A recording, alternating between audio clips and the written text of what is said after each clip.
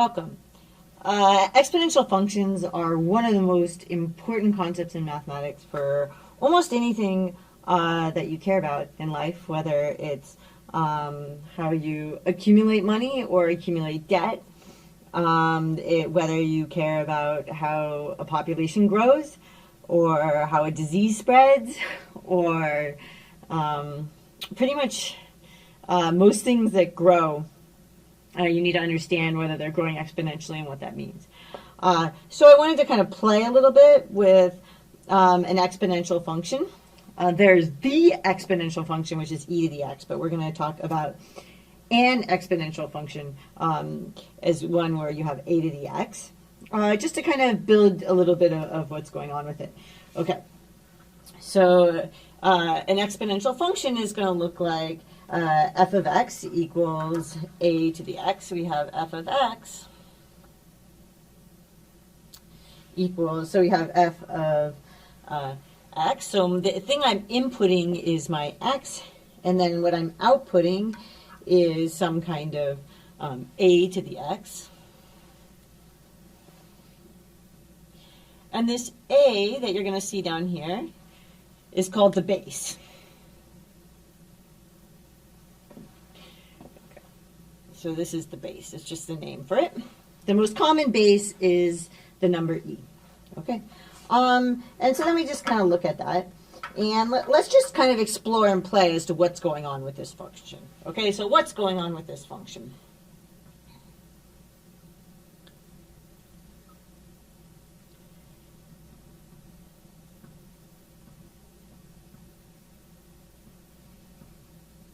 And there are many different ways to play with this. We're not going to play with its growth yet. That's a very important thing. Let's come later in the course, but we are going to play with understanding a little bit about how it operates. Okay, so let's look at the first circumstance. So let's first look at what happens if let's look at what happens if this exponent is a positive integer. So if x equals n is a positive integer, what's happening with this function? Okay. So if it's a positive integer, then what are we looking at? Well, then we are looking at when I take a to the n,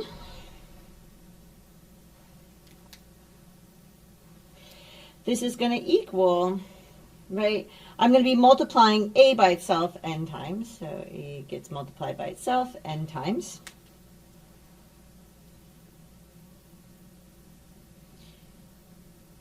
Okay. So for example,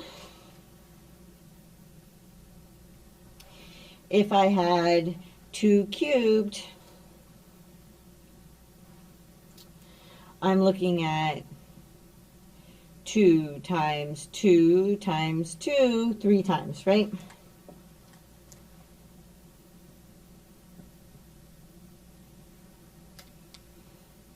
Okay, so let's think just at this stage already about something that's going on, which is that if I increase my input by 1, that means that I've multiplied the output by a single copy of the base. Maybe I'll even point that out. So this says that, it says many things, but one of them it says is if I increase my input by 1, I'm writing this in orange on purpose because I'm talking about the input. So if I increase, oops,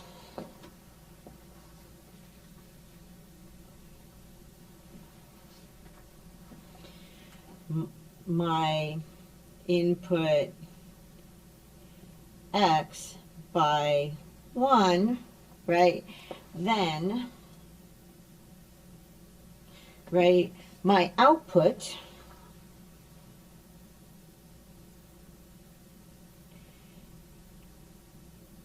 is multiplied by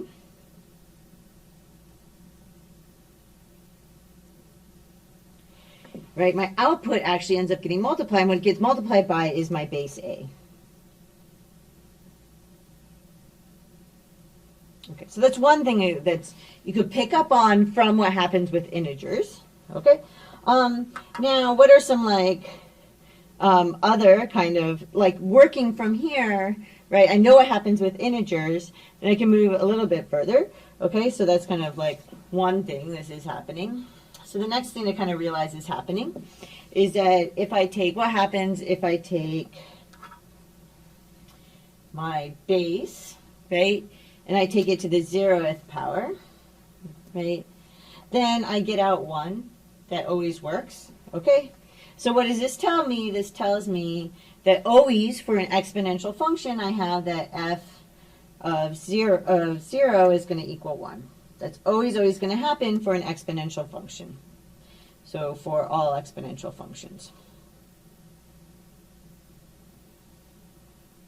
But it has to be an exponential function. This is obvious, or not obviously. This is not necessarily true for other functions.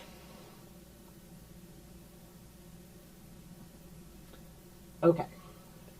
And then the next thing that we can kind of build off of this for, right?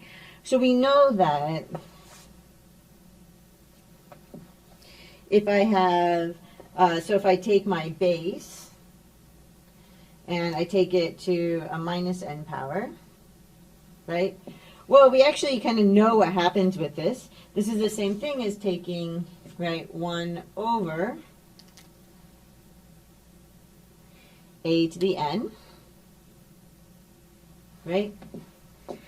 So what does that give me? That gives me that f of, so if I take a minus n in there, so like a negative integer like this, then this is going to give me out 1 divided by f of n, right?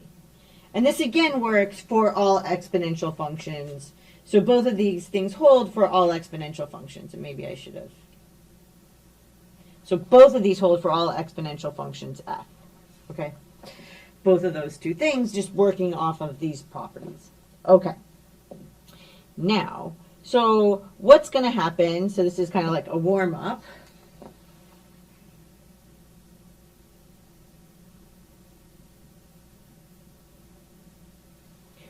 Okay, I'm gonna have you simplify.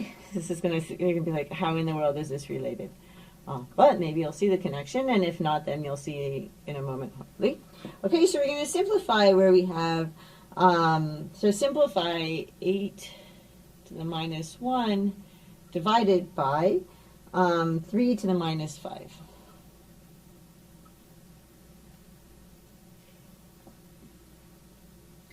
Okay, so let's going to work through this a little bit. So what's going to happen? This is going to equal, well, a to the, so maybe we'll write this in one other way, which is that this is a to the minus 1 times 1 divided by 3 to the minus 5. Okay, and then let's keep going. So this is going to equal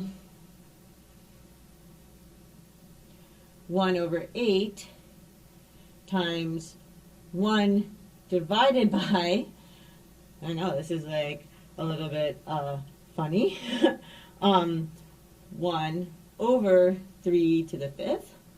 Okay, I can write, this is on the bottom, I can flip it over to get to the top, so this is going to equal 1/8 times 3 to the 5th, which is equal to 3 to the 5th divided by 8. Okay, so what really happened was that we just kind of we switched those. Okay, so that's kind of our warm-up.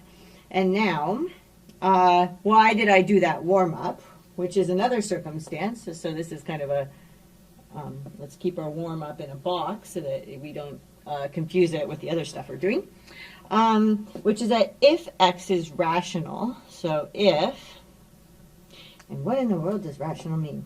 Okay, so x is a rational number, right? So what do we mean by that? So a rational number, what can we mean by that is, i.e., x is going to equal some kind of p over q trying to minimize my overlapping colors. Okay, so it's going to equal P over Q for some integers. So for some, or there exists some integers so that this is true. So for some integers, P and Q. Okay, so if we're in the circumstance of a rational number, then let's look at what happens. Then we have, so let's take our a to the x. So we have our a to the x. To the x. And what do we get? We get, so this is equal to, so we get a to the, and then let's do our p over q. So p divided by q. Right? Which is equal to a to the p times 1 over q, right? And then this is equal to, well, there's two different ways to write this, okay? So it's going to equal, so we can do parentheses. Oh, kind of out of colors, aren't I? Okay. We're first going to do the a to the p inside. So this is equal to a to the p to the 1 over q. Right? And, right, so this is equal to this. And, right, this is also equal to, you can also swap the order of those. So you can go a to the 1 over q. And then go to the p. Okay. So each of these has another way to write it. So this one equals the square root, not square root, sorry, the qth root of a to the p. And this one here is equal to the pth power of, and then on the inside we have the qth root, so we write it like this, the qth root of a. But we needed to do something here. I'm saying that these are equal. We did need, like for these equalities, right, we need that q is greater than 0.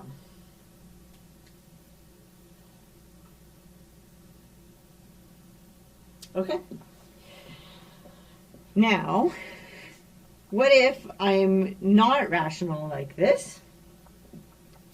So, if x is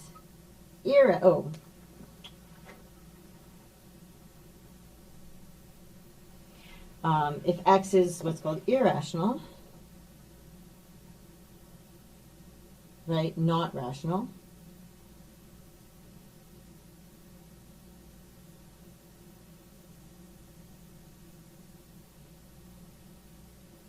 then what I'm going to do is fill in the holes.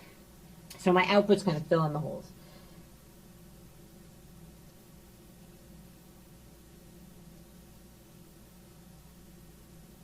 Okay, so you kind of get a picture where it's like